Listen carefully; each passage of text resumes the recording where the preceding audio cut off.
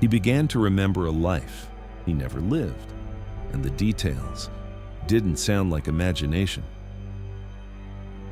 How? This is not a story about something that happened once. It's about something that may have continued when it shouldn't have. In the 1960s, a man died in a plane crash in southern Turkey. Years later, a child began to speak. Not about dreams, not about imagination, but about a life he claimed to remember, and a question that doesn't have a simple answer. In the 1960s, in southern Turkey, a plane went down in the Taurus Mountains. It was not a mystery. The crash was recorded, the wreckage was found, and the lives lost that day were accounted for. Among them was a man known as Ahmet Delibalta, a businessman, a life with a clear identity, a story that, like many others, ended in a moment no one could change. The event did not leave behind unanswered questions. There was no investigation that stretched on for years, no missing pieces that needed to be found. What happened was understood, and with time, it became something else, a past event, a closed chapter, the kind of story that remains only in records or in the memories of those who were there. Nothing suggested that it would ever be revisited. Nothing suggested that it would continue. Because when something ends like this, it usually stays that way. It becomes part of history, fixed, unchanged, and separate from everything that comes after. But years later, something unexpected began to happen, not at the site of the crash, not in the records, but somewhere else entirely, in a place where there was no connection, no reason for the past to return. A child began to speak, and what he said did not belong to his own life. Years after the crash, in a different part of Turkey, a child was born. His name was Erkan. There was nothing unusual about the beginning of his life, no connection to the past, no link to the events in the mountains. His family lived an ordinary life, a familiar routine, the kind that does not attract attention, daily habits, simple moments, nothing that stood out. And for a while, everything followed that pattern. Erkan grew like any other child. He learned to speak, to recognize faces, to respond to the world around him. There were no early signs that anything was different, no indication that something unexpected was about to appear. From the outside, it was a normal childhood. And that is what makes stories like this difficult to place. Because when something unusual begins, it rarely starts with something obvious. It starts quietly, in small moments that are easy to overlook. At first, they don't seem important. They don't suggest anything beyond imagination. And in many cases, that is exactly what they are. Children explore ideas, they create stories, they say things that don't always have a clear meaning. That is part of growing up. And for a time, what Erkan said was understood in that way, as something temporary, something that would pass, something that did not need to be questioned. But gradually, that assumption began to change. Because the things he said did not fade, they became clearer, more specific, and harder to ignore. At first, it was easy to dismiss. A word here, a sentence there. Things that did not quite fit, but did not immediately stand out. Erkan began to say things that did not seem connected to his life, not in a dramatic way, not all at once, but gradually, in moments that felt ordinary. He would refer to places he had never been, speak about people no one around him recognized. At times, he would describe situations as if they had already happened, not as imagination, not as a story, but as something remembered. For a while, It was treated the same way many unusual things in childhood are treated, as curiosity, as creativity, something that would eventually disappear. But it didn't. The details did not fade. They became more consistent, more specific, and harder to explain. It was not just what he was saying, it was how he was saying it. There was no hesitation, no uncertainty. The words came with a sense of familiarity, as if they did not need to be formed, only recalled, and that is when the reaction began to change. Because at a certain point, the question is no longer whether something sounds unusual. It becomes something else. Where is this coming from? That question did not have an immediate answer, but it did change how everything was seen. What once felt like passing moments started to feel connected, not random, not temporary, but part of something that was still unfolding. And whatever it was, it did not seem to belong to the life he was living. When details don't fade, they begin to mean something else. As time passed, what Erkan was saying began to form a clearer pattern. It was no longer a collection of disconnected moments. The details started to align. He was not just describing places he had never seen.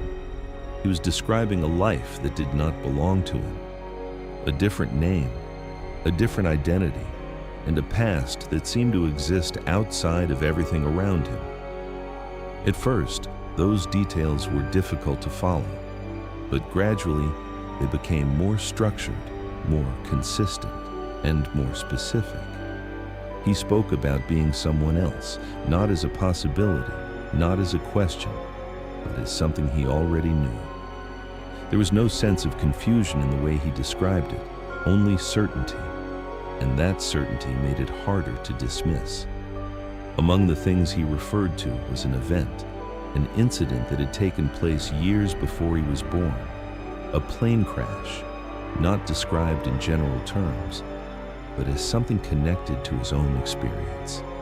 That detail changed how everything was understood, because until that point, what he said could still be placed within imagination, within coincidence, within the way children sometimes construct stories. But now, there was something that could be compared, something that existed outside of his own life. And that is when the situation shifted, because once a claim can be connected to something real, it stops being just a claim. It becomes a question, not only about what is being said, but about how it is possible. And that question did not remain unanswered for long, because the people around him began to look closer, not at the child, but at the details. At a certain point, what Erkan was saying could no longer be ignored, not because it was proven, but because it was consistent. The details did not change, they did not fade, and they did not sound random. That was enough for the people around him to begin looking closer. The first step was simple: to compare what he was saying with something real, not to confirm it, but to see if there was any connection at all. The name he mentioned, the places he described, the event he referred to. Each detail became something that could be checked, and that is when the situation began to take a different shape. Because according to later accounts, some of those details appeared to align with a real incident. A plane crash, a man who had lost his life, a story that had been recorded years before. The connection was not immediate, and it was not presented as proof, but it was enough to raise a new question. How could a child have access to this kind of information? There were possible explanations. Information could have been heard indirectly, fragments of conversations, things absorbed without being noticed. But none of those explanations were confirmed either. They remained possibilities, just like everything else. And that is where the investigation reached its limit. Because beyond that point, There was no clear method to determine what was true, only accounts, comparisons, and interpretations. And each of them depended on how the situation was viewed, not as a fact that could be proven, but as something that needed to be understood. Some stories are remembered, even when they were never lived. As the details were discussed and compared, the situation moved beyond words. According to the accounts that followed, there came a point where a direct comparison was considered, not between facts, but between people, the child and the past he was describing. Arrangements were made, carefully, without certainty about what would happen, because there was no expectation that anything would be confirmed, only a possibility that something might be recognized. When that moment came, the focus was not on proving anything.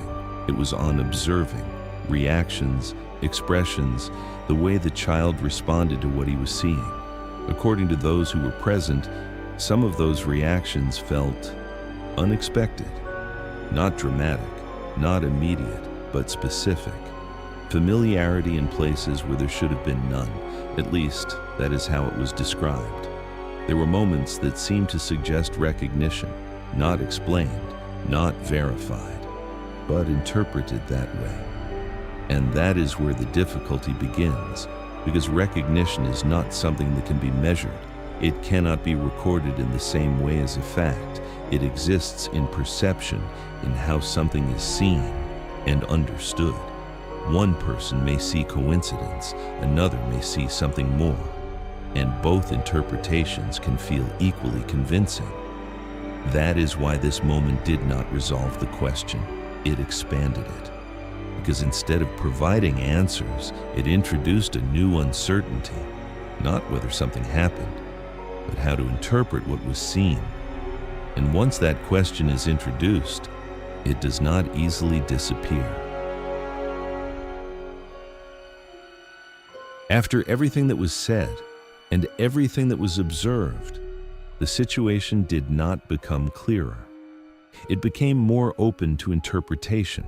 There were no definitive answers, only different ways to understand the same set of events. One perspective focused on psychology. Children are capable of absorbing information in ways that are not always obvious.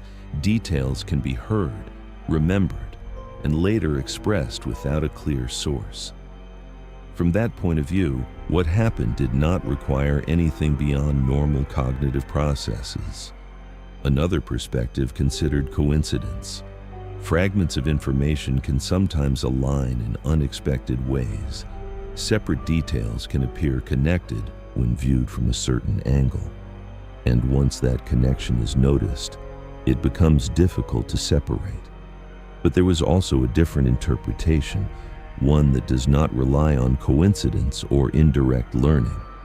An explanation that exists in belief systems found in many parts of the world. The idea that memory can extend beyond a single life. That identity is not always limited to one beginning and one end. From that perspective, what the child described was not unusual. It was something that had been reported before, not proven, but repeated often enough to be considered possible. Each of these interpretations offers a way to understand what happened, but none of them can fully resolve it, because each depends on assumptions that cannot be confirmed in the same way as a fact. And that leaves the situation in a place that is difficult to define, not unexplained, but not fully explained either. What happened in this case does not fit into a single explanation. The details are there, the accounts have been shared, the interpretations have been considered. And yet, something remains unresolved, not because nothing is known, but because what is known does not fully explain what was experienced. There is no conclusion that closes the story completely. Only possibilities, each one offering a different way to understand the same events. but none of them removing the uncertainty entirely. And that is what makes this case different. It does not end with an answer. It remains as a question, not why, but how. How can something like this be explained? How much of what we remember belongs only to us? And how much might come from somewhere else? Some questions don't ask why. They ask something harder. How? Next on True Echoes. The question in the story was not about how, because sometimes a story doesn't end at all. It simply disappears. In 1948, a man was found on a beach in Australia. No name, no identification, only a small piece of paper hidden in his pocket. 2 words: Tamam Shud. The case became a mystery, investigated, reopened, but never fully explained, until decades later, when something changed, and the past began to return. Because this time the question is not just who he was, but why his story remained hidden for so long. Next on True Echoes, the Somerton Man. The truth coming soon on True Echoes. There are moments that feel complete, clear beginnings, clear endings, and then there are stories like this, stories that don't follow a single line, that don't stay where they are supposed to end. Because sometimes what we remember doesn't seem to belong only to us. And even when we try to explain it, something remains just out of reach, not a missing detail, not an unsolved fact, but a question that doesn't fully go away. What do you think? Can something like this be explained, or are there moments that exist beyond what we understand? Share your thoughts in the comments. Every voice matters. Subscribe and step into the echoes of truth.